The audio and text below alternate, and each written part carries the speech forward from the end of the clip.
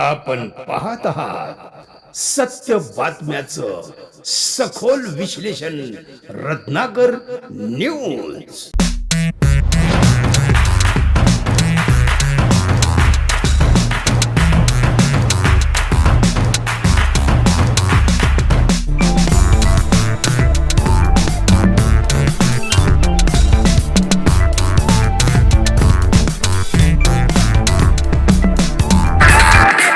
मित्रांनो, रत्नाकर औसेकर यूट्यूब चॅनलचा उपक्रम रत्नाकर न्यूज लातूर आपल्याला एक विशेष बातमी सांगत आहे.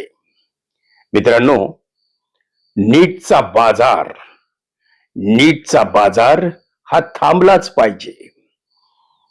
आपण पाहिलेलं आहे की गेल्या 2 दिवसामध्ये 3 विद्यार्थ्यांनी आत्महत्या केल्या. यांच्या आत्महत्याला कारणीभूत कोण आहे? हे पेपर फोडणारे दलाल, स्वतःला प्रतिष्ठित समजून घेणारे डॉक्टर, अल्पावधीत श्रीमंत झालेले क्लासवाले, या सगळ्यांच्या रॅकेटमध्ये उद्ध्वस्त झाला 23 लाख लेकरांचा परिवार. 23 लाख लेकरांच्या घरात आज अन्न गोड लागत नाही. तोंडचा आलेला घास निघून गेला. मुलगा डॉक्टर होता होता राहिला. याची खंत 23 लाख परिवारात आहे. याला जबाबदार कोण आहे? शासन, प्रशासन, NTA, त्या नीटचा पेपर सेट करणारे प्राध्यापक कुलकर्णी, प्रल्हाद कुलकर्णी. या भक्त प्रल्हादचे अनेक भक्त लातूरमध्ये सापडत आहेत.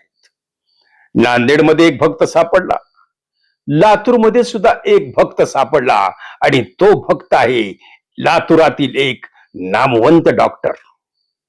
ज्या डॉक्टरला आपल्या मुलाला डॉक्टर करायचं आहे, त्याच्यासाठी त्यानं तो पेपर विकत घेतला असा संशय आहे.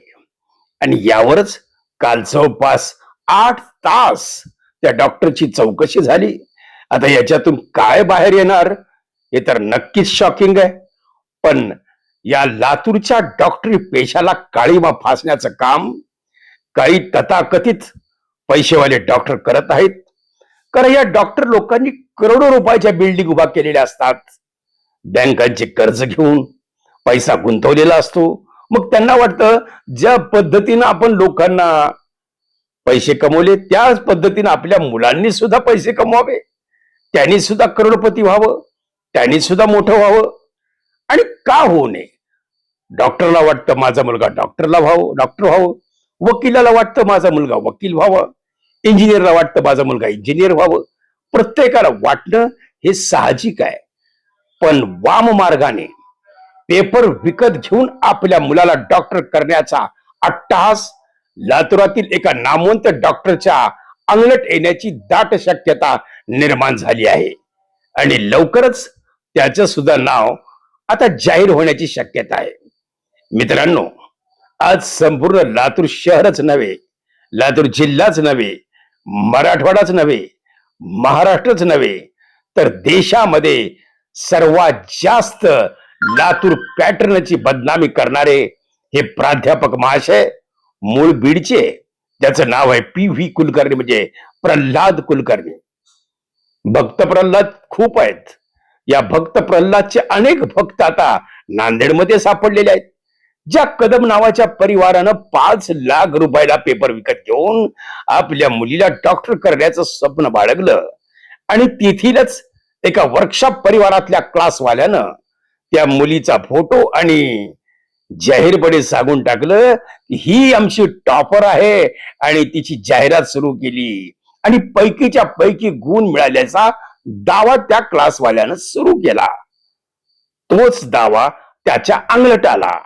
आता त्याची चौकशी सुरू झाली, आणि याच फेऱ्यामध्ये नांदेडचा सुद्धा क्लासवाला आता आलेला आहे.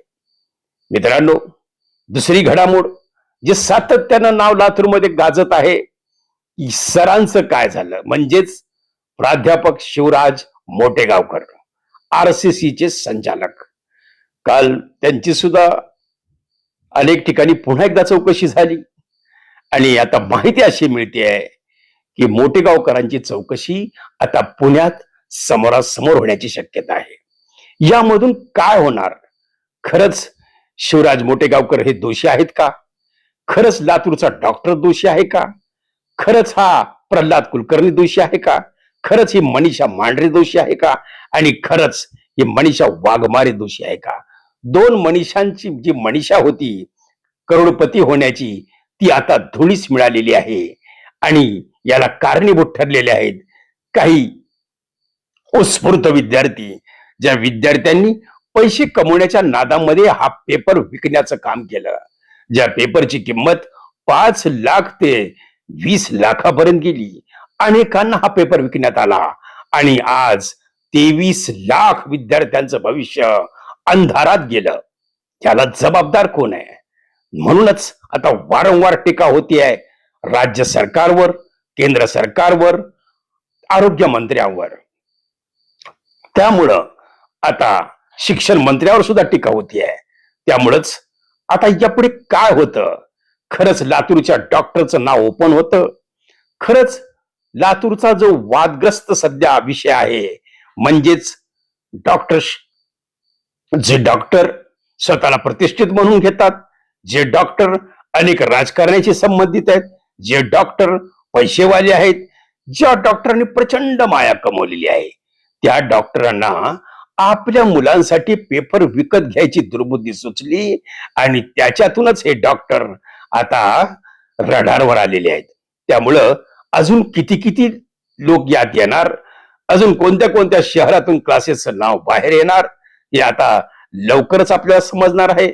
आपण एवढी गोष्ट नक्की आहे की नाव मोठं लक्षण खोटं, नाव मोठं लक्षण खोटं.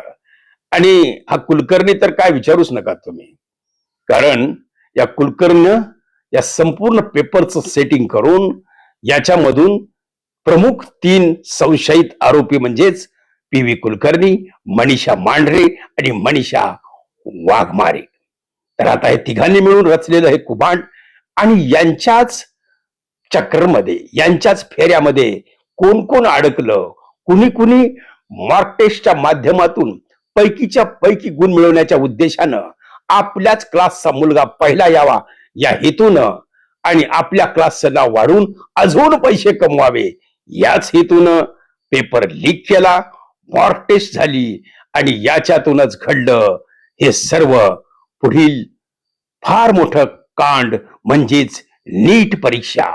23 लाख विद्यार्थ्यांच्या जीवाशी खेळणारी ही परीक्षा आहे आणि म्हणून आता या 23 लाख विद्यार्थ्यांना पुन्हा एकदा परीक्षेला सामोरं जायचंय. पुन्हा त्यांच्या परिवारात टेन्शन आहे. फक्त विद्यार्थ्यांनो, तुम्हाला एकच विनंती आहे, रत्नाकर न्यूज आपल्याला विनंती करते, कृपा करून आपण नाराज होऊ नका. एक परीक्षा म्हणजे आयुष्य नाहीये. आपण पुन्हा एकदा लढा, हिमतीने लढा, आपण विजय होणार. फक्त आत्महत्यासारखं टोकाचं पाऊल लेकरांनो उचलू नका. हाच एक निरोप तुम्हाला या युट्यूबच्या माध्यमातून देत आहेत रत्नाकर न्यूज लातूर.